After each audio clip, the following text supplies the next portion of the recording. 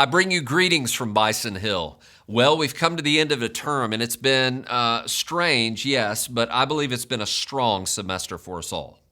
And by now, all of your professors have turned in their grades, and so you should have those available to you. At least they should have turned in their grades. I had to do that this morning as well, turn in grades for a course that I was teaching.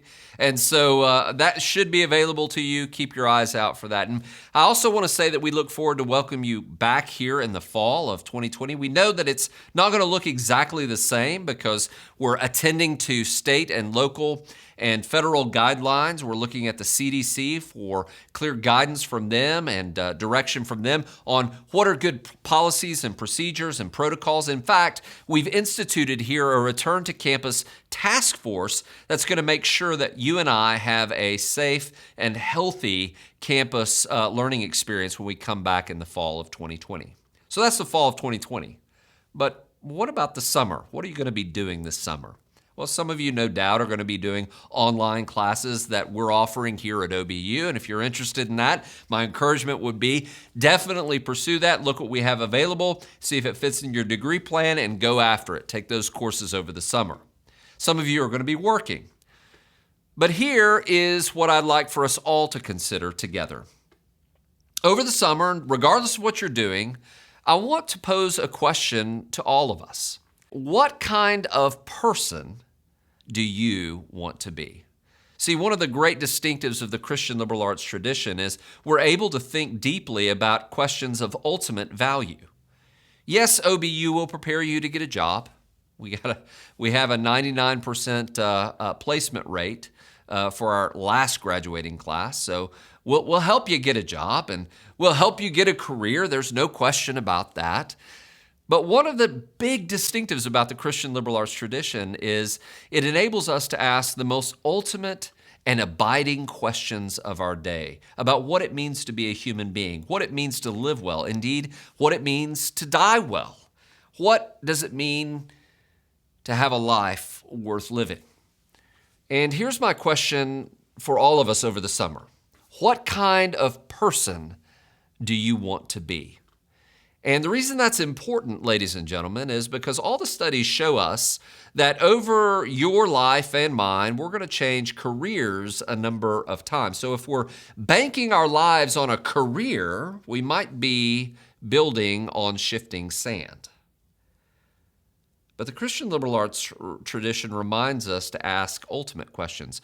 What kind of person has God made me to be? What kinds of values do I want to uphold?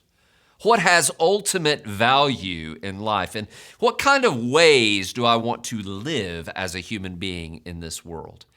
And because I'm an Old Testament professor, that's my background, that's my training.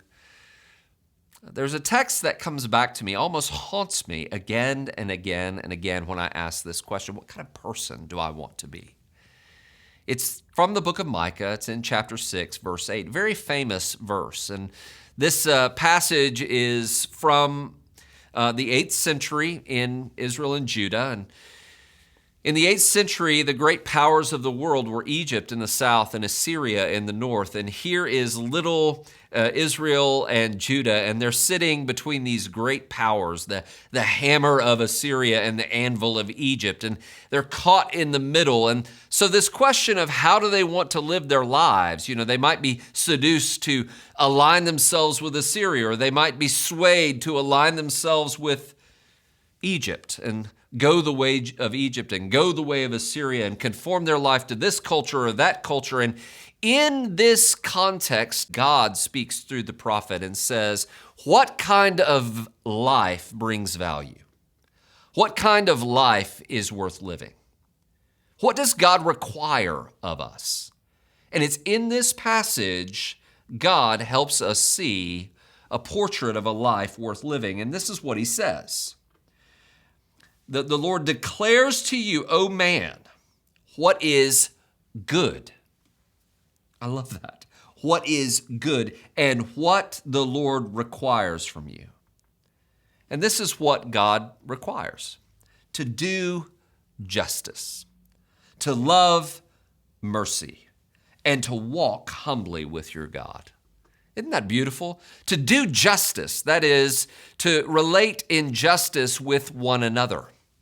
Now, what you may or may not understand is that concept of mishpat, the Hebrew there, justice, is it's a term often attributed as a characteristic of God himself.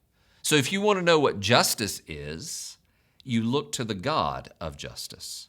And you might ask, well, what about this phrase, to love mercy? The Hebrew here is chesed. Chesed is sometimes translated as covenant loyalty or loving kindness. Here it's translated, many translate it mercy. Chesed is another covenant characteristic of God himself. So if you want to know what it is to be a merciful person or a person who exhibits loving kindness, here's what you need to do. You need to get to know the God who exhibits loving kindness.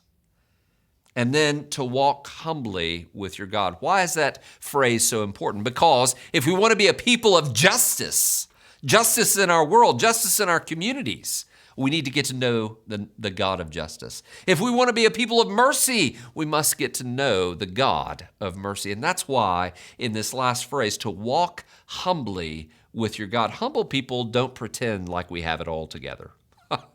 Boy, isn't it true that we don't? A humble people recognizes their needfulness for God. And so they lean to the Lord and lean on the Lord for everything in life. What kind of person do you want to be? All the studies will show us careers come and go, and we'll change careers a number of times in our lives. But when we drive down the stakes deep into what kind of people we want to be, can I just challenge all of us? We want to be a people of justice, a people of mercy, and a people who walk humbly with our God. I believe God's calling us as a community to this standard. He called his ancient people in the 8th century BC to this standard, and I believe he calls us to this as well. How does that happen? It obviously happens through an abiding relationship with Jesus Christ.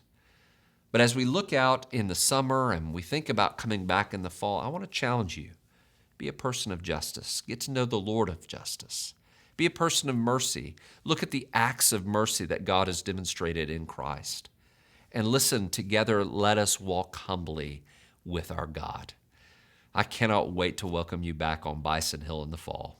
Until then, may God continue to bless you, and may God continue to bless OBU.